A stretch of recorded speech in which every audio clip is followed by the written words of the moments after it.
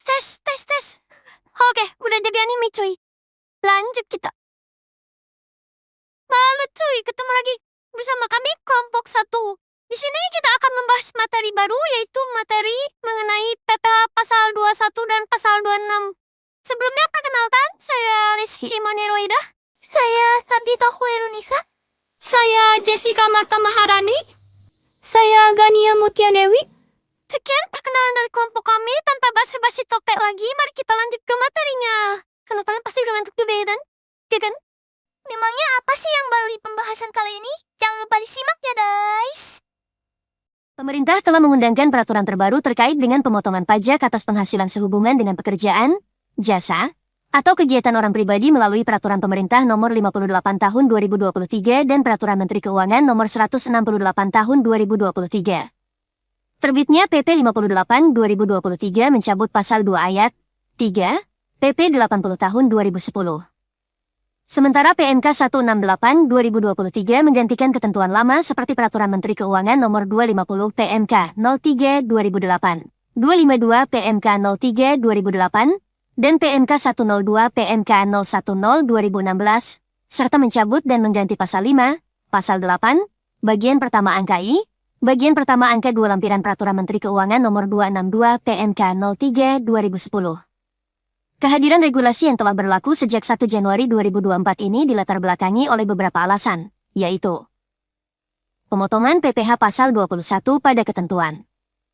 Lama memiliki berbagai skema perhitungan yang dapat membingungkan wajib pajak dan secara administrasi memberatkan terutama bagi yang berusaha untuk melakukan kewajiban perpajakannya dengan benar. Selanjutnya simplifikasi perhitungan PPH pasal 21. Hal ini dilakukan agar dapat memberikan kemudahan dan kesederhanaan bagi wajib pajak dalam menghitung pemotongan PPH pasal 21 di setiap masa pajak, meningkatkan kepatuhan wajib pajak dalam melaksanakan kewajiban perpajakannya. Memberikan kemudahan dalam membangun sistem administrasi perpajakan yang mampu melakukan validasi atas perhitungan wajib pajak. Sehingga diharapkan terwujud proses bisnis yang efektif, efisien, dan akuntabel. Lalu selanjutnya ada overview perubahan dan penyesuaian penghitungan. Pertama, kita akan membahas mengenai perubahan skema penghitungan. 1. Perubahan seluruh skema penghitungan PPH 21 yang dipotong untuk pegawai tetap, untuk masa pajak selain masa pajak terakhir, dan pegawai tidak tetap. 2. Memperluas lingkup penghitungan PPH pasal 21 untuk peserta program pensiun yang masih berstatus pegawai yang menarik dana pensiun, dari hanya dana pensiun menjadi berlaku juga untuk lingkup BPJSTK, Asabri, Taspen. 3. Pengurangan zakat atau sumbangan keagamaan yang bersifat wajib yang sifatnya dibayar melalui pemberi kerja dalam penghasilan bruto PPH pasal 21. 4. Menambah pengecualian penghasilan yang dipotong PPH penghasilan masa-masa sebelumnya, pasal 21 ditanggung pemerintah. 5. Penggabungan seluruh penghasilan pegawai tetap dalam 1 bulan. 6. Pemotongan PPH pasal 21 atas natura dan atau kenikmatan. 7. Penghitungan DPP pemotongan PPH pasal 21 atas imbalan kepada bukan pegawai, tidak lagi dibedakan apakah bersifat berkesinambungan atau tidak dikumulatif dengan penghasilan masa-masa sebelumnya. Lalu selanjutnya ada penyesuaian pengaturan. 1. Mempertegas pemberi kerja yang tidak wajib melakukan pemotongan. 2. Menggabungkan PMK biaya jabatan biaya pensiun dan PMK pengurang penghasilan harian. 3. Menambahkan pengecualian penghasilan yang dipotong PPH pasal 21 berdasarkan pasal 4 ayat 3 UU PPH, bantuan, sumbangan, dan hibah.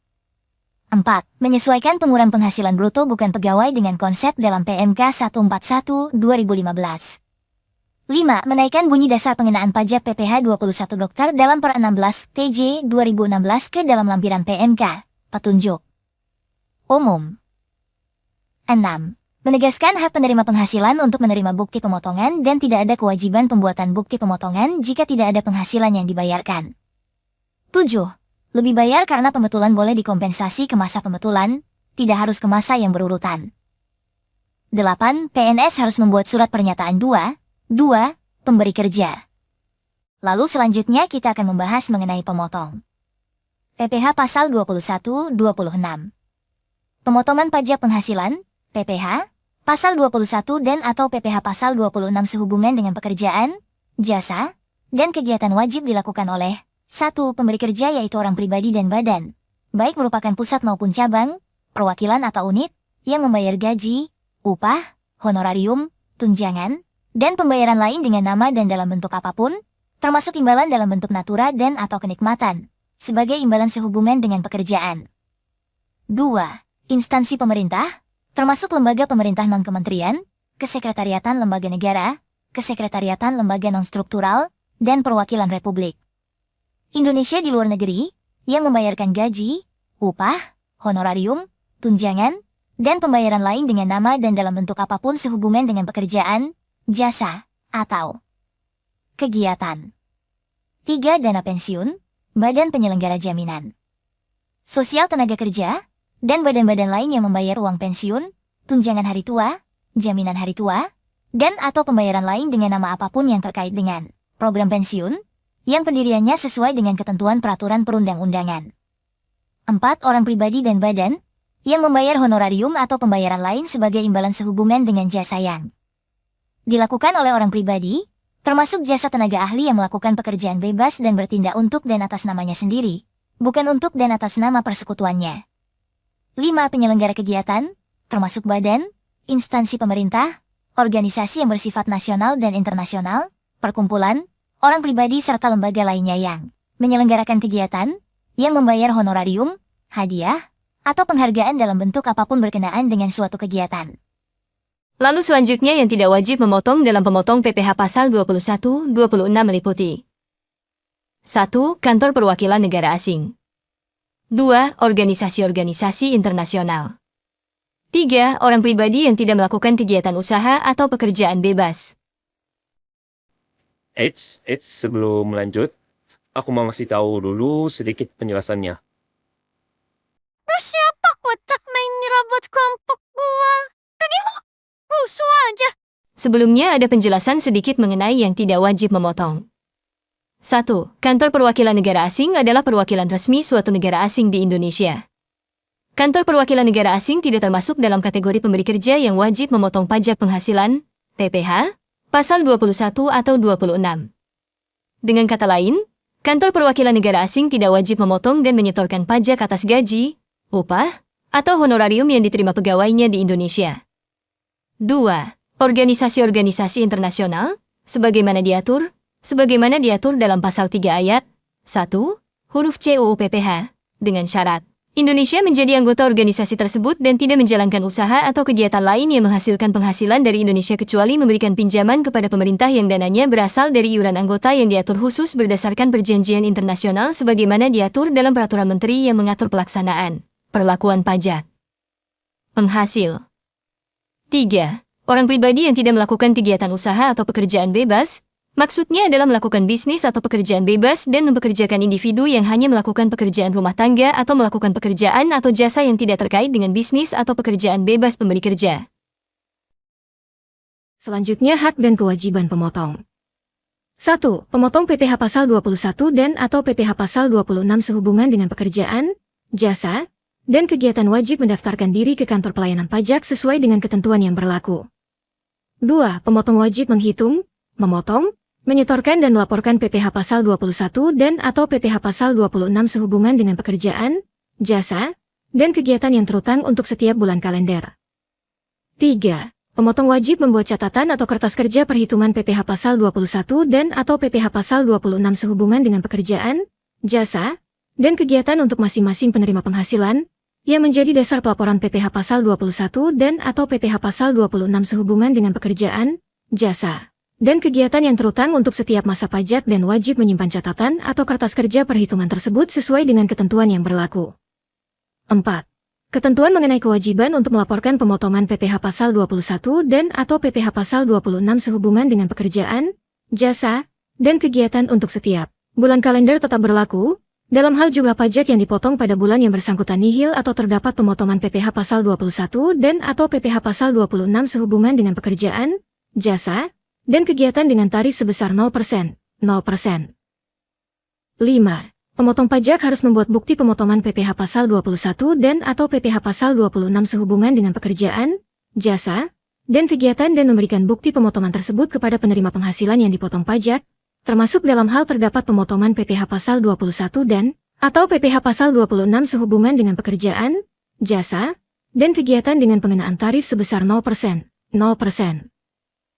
6. Dalam hal pada masa pajak terakhir terdapat kelebihan pemotongan PPh pasal 21 di masa-masa sebelumnya, pemotong pajak wajib mengembalikan kelebihan PPh pasal 21 yang telah dipotong tersebut, tidak termasuk PPh pasal 21 yang ditanggung pemerintah, kepada pegawai tetap dan pensiunan yang bersangkutan beserta dengan pemberian bukti pemotongan PPh pasal 21, paling lambat akhir bulan berikutnya setelah masa pajak terakhir. 7. Dalam hal pada suatu masa pajak terdapat kelebihan penyetoran pajak, pemotong berhak untuk memperhitungkan kelebihan pajak tersebut pada bulan berikutnya.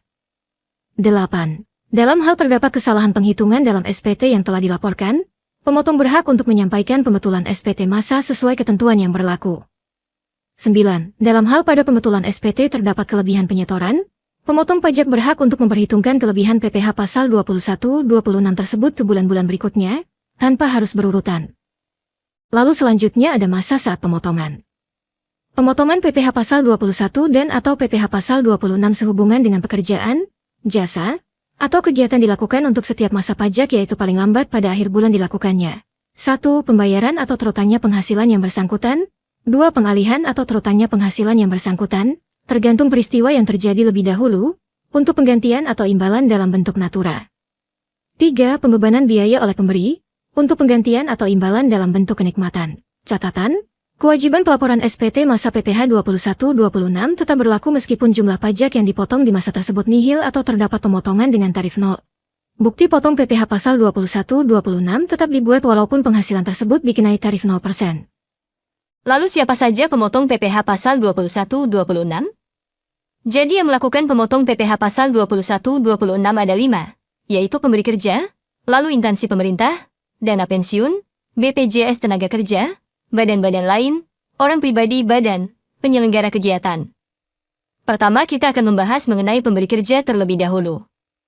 Pemberi kerja dikelola orang pribadi dan badan, pusat cabang perwakilan unit, mereka adalah yang membayar gaji, upah, honorarium, tunjangan, dan pembayaran lain dengan nama dan alam bentuk apapun termasuk imbalan berbentuk natura dan atau kenikmatan. Lalu yang kedua instansi pemerintah, biasanya dikelola oleh pemerintah pusat, pemerintah daerah, pemerintah desa, subunit organisasi instansi pemerintah, kesekretariatan lembaga negara, kesekretariatan lembaga non-struktural, perwakilan Republik Indonesia di luar negeri, mereka adalah yang membayarkan gaji, upah honorarium, tunjangan, dan pembayaran lain dengan nama dan dalam bentuk apapun sehubungan dengan pekerjaan atau jabatan jasa dan kegiatan. Lalu yang ketiga dana pensiun, BPJS tenaga kerja, badan-badan lain, yang membayar uang pensiun, tunjangan hari tua, jaminan hari tua dan atau pembayaran lain dengan nama apapun yang terkait dengan program pensiun, yang pendiriannya sesuai dengan ketentuan peraturan perundang-undangan.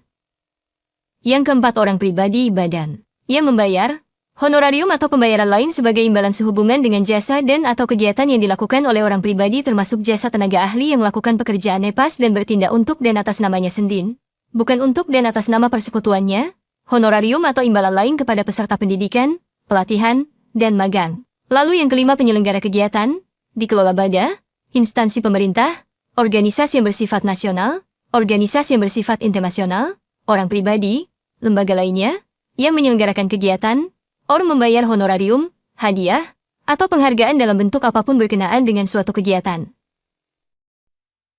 Sekian pembahasan singkat mengenai PPh pasal 21 dan pasal 26. Kami semua izin undur diri. Assalamualaikum.